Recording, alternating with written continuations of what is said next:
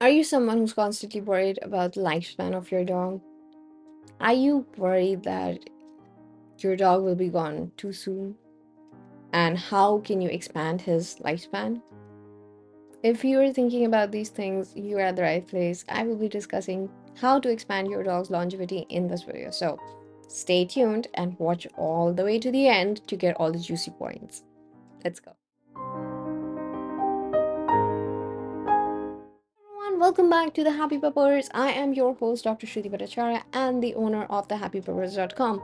The link to the blog will be there in the description, so go check it out. And that's your one-stop destination for everything dog-related, dog care, psychology, training, whatever you need when it comes to caring for your dog and being the best dog guardian. So subscribe to the vlog, and if you're new here, welcome. I am so happy to see another dog guardian or another potential dog guardian. If you haven't have a pup, what are you waiting for? Just go get one. Anyways, so in this video, I'm going to be discussing how you can expand your dog's life, how to expand dog's longevity. So, before I start on the points, which are kind of basic, but sometimes you just forget about them, I will try to keep this video short. And if you haven't liked or subscribed to the channel yet, please go ahead, do so. It does not even take 2 minutes, and it helps the algorithm show this video to more people who really need this kind of information. So please help me out here a little bit. All right, let's get to it. Point number one: provide your dog a balanced nutrition. Now, balanced nutrition does not mean only providing protein or only providing fiber. It has to be balanced, as I said. So, the best way to find out what is balanced for your dog, because every dog is different, every breed is different. Maybe your dog has a deficiency in something and requires more of that particular supplement or particular food item or something. So, you need to talk to the vet and find out what exactly your dog needs. This is especially crucial if your dog is on a homemade or raw diet. The raw diet is very good for your dog, but it may lack in certain places. Same if you're offering kibble to your dog or if you're cooking the food, some supplements your dog may not receive from that. So, which are the supplements that you should put in additionally into the food? Does your dog require joint supplements? Does your dog require skin and coat supplements? Does your dog require a liver supplement, kidney supplement? Depending on your dog's condition, you have to make sure that your dog is getting the right quantity of food and the right quantity of supplement as well, so that the diet is complete. Even if you're providing kibble to your dog, you must supplement it so that everything that your dog needs in terms of nutrition is covered. Point number two: provide your dog regular exercise. There is no compromise here. Your dog needs to go out at least 2 times in a day, once in the morning and once in the evening. Now, before you take your dog out, make sure that it's not too hot, not too cold.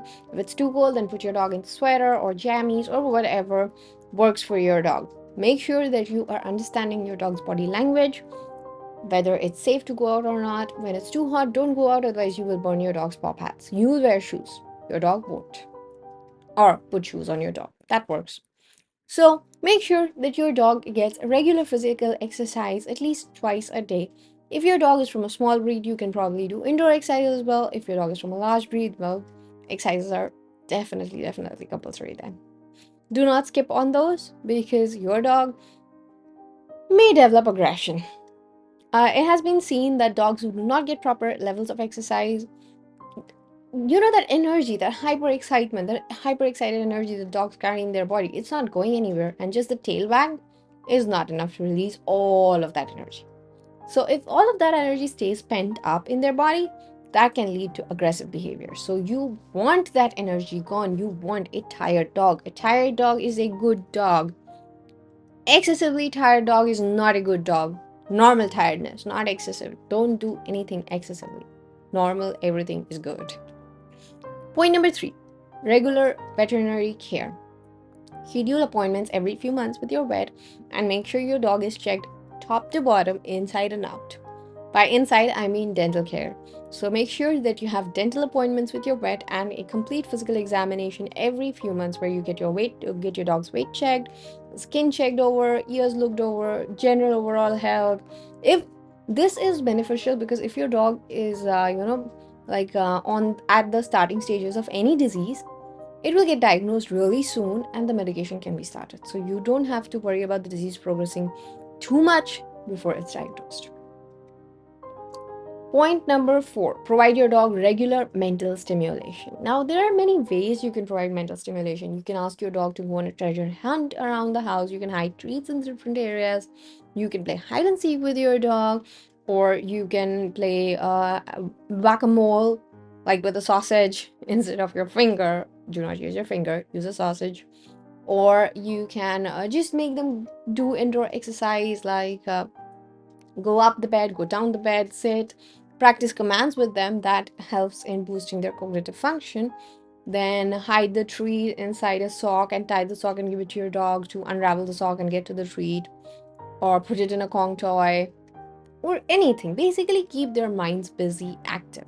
Teach your dog new tricks. No better way than to boost their cognitive function than teaching them new tricks. So try that out. If your dog already knows every basic trick, you can probably make it a bit advanced.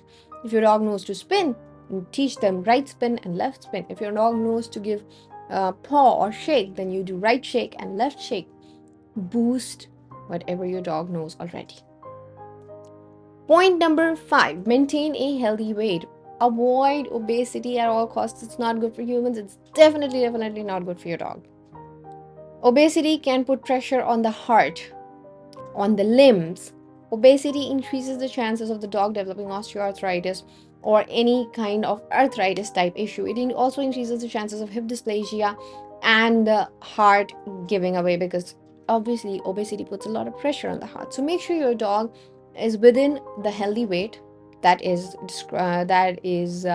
has been documented for his breed, and make sure that your dog stays in that. If there's a chance that your dog is kind of becoming overweight or is a bit on the overweighing side, then you should change your dog's diet, put him on a diet plan, talk to your vet, find out which type of diet plan is best for your dog and will help him lose weight. What kind of exercises should you do? Should you go for swimming exercises or should you go for more walks? What is it that you should do? Your vet is the best person to tell you all of these details, because your vet has exact details of your dog. Your vet knows the medical history of your dog. Your vet knows which type of exercises would be best suited to your dog depending on his age, previous medical history. If there is any current medical issues, then those. So go to your vet. Go talk to your vet. Point number 6, maintain healthy teeth for your dog. So as I said, schedule dental checkups like at least biannually, twice a year is the least. Take your dog to the vet. Make sure that dental checkups are scheduled along with the rest of the body checkups, so your dog doesn't have to go to the vet twice in the same month or in very close by. So just make sure that one of those health checkups also include dental checkups. So in case there is something like, in case there's a minor tooth decay that's just starting, or hinting towards something going wrong, the veterinarian can start to fix it. A dog's mouth can also tell you a lot about the inside situation of their body, so making sure that oral hygiene is taken care of is a must. Point number 7, make sure that your dog has a comfortable resting environment. If your dog likes to be on the crate, make sure that the crate has a proper bedding, is kind of covered so that it gives an appearance of a den, and so that the light, if you're switching on the light, doesn't bother your dog when he's or she is trying to sleep. If your dog sleeps on the bed with you, you make sure that you have a proper night schedule and you're getting to bed on time, because if you don't get to bed, I'm pretty sure your dog will also be awake with you, which is true in my case. So if I don't get to bed, neither of my kids will, go to sleep. They might nap here and there, but they will definitely not be sleeping. So yeah, I have to go to bed to make sure that they do as well. So if that's the case with you, make sure your night routine is perfect and at the same time every day. Okay. Point number 8, socialization and enrichment. I cannot emphasize on the importance of these 2 points enough. Your dogs need to socialize. Currently, I am taking care of 3 puppies. I'm not fostering them, just taking care so that their mom gets a bit of rest. So whenever I bring them, they have taught Zeus a lot on how to play gently. Zeus did not know how to play gently. He was a bit rough, but playing with the puppies, he's become so mild and mellow. And Delta, is kind of training them on bite inhibition as to how much of irritating someone is okay, and then he scolds the pups. So they are learning so much. Like a week back, they wouldn't have, even if Delta growled at them, they wouldn't have, uh, run away, or they would just scream there. But within a week, they have learned, okay, to not push Delta's buttons itself. So even if they do something naughty, or they try to slap him on his face or something like that, and Delta growls at them, what they will do this time is just quietly make them so small in front of Delta so that, just specify him, his anger, and work through it. So they are not screaming anymore. In the sight of danger, they are actively solving the problem. So you see the benefits of socialization. It trains your pup in so many things. All right. Regular grooming. Obviously, this is another point that cannot be emphasized enough. So you have to groom your dog regularly. Even if your dog has a short coat, you can get those gloves which have which are made of silicone, and they've got like silicone teeth in them, which is very good for raking through the fur. So even if you cannot sit and comb your dog's hair every day, or if it's short, like Deltans use, you can just use the silicone brush to quickly just massage the skin, massage the hair. What it does is it causes production of oil from their skin, and this oil goes and coats the hair, which gives their skin that shiny coat and shiny finish. So this is something you need to do every day. Check their paws every day, check their ear every day, clean the ear every few days. Paws should be creamed up if your dog is very active and goes out. So you have to put cream on the paws, cream that specifically contains shea butter and the different stuffs that are good for paw care. So shea butter is the most specific one. So you have to use those paw butters and paw ointments. So put them on the paw and on the nose, and make sure that your dog looks shiny and perfect. Bath, right? A crucial part of grooming is the bath. Now, when should you bathe your dog? Now, if your dog was outside roaming in the mud, well, you don't have a choice. But once in a month, once every 2 months, at least you should give your dog a good bath. Bathing regularly, if you start to bathe your dog regularly, like every week or every 2 days or every 3 days, that will strip their bodies of their natural oils. And when these natural oils are stripped off, then the dog does not have a smell. And dogs identify each other via the smell. So it's very crucial for the dogs to maintain their identity in with that smell. That is why you may have noticed that after a bath, your dog is rubbing himself on the bed.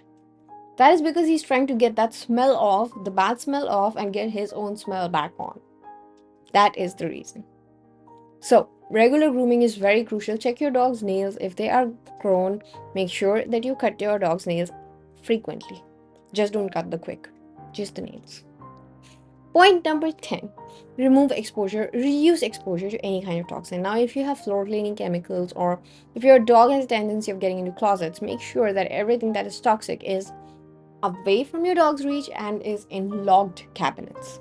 Now, things that can be toxic to dogs include small items like buttons, doll heads, or small dolls that your dog can try to eat and swallow, buttons, eyes of soft toys and stuff like that.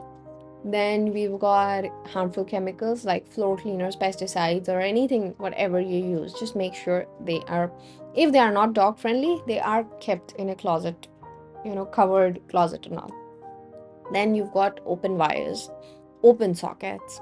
So if you have open sockets, cover it with something. Make sure it's covered when your dog is in that room or something, so that your dog does not get into it and hurts himself.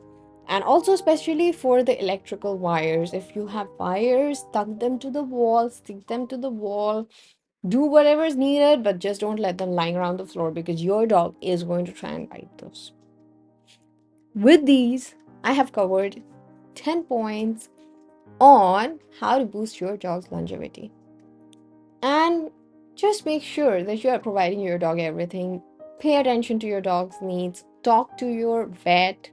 Make sure that you are there for your dog. Dogs may have a limited lifespan, but for them, you are everything. You may have 4 dogs in your lifetime, but that dog only has you. So please, please, please make sure that your dog's this life is the best one. With that, I'll see you guys in my next video. Till then, bye. Take care.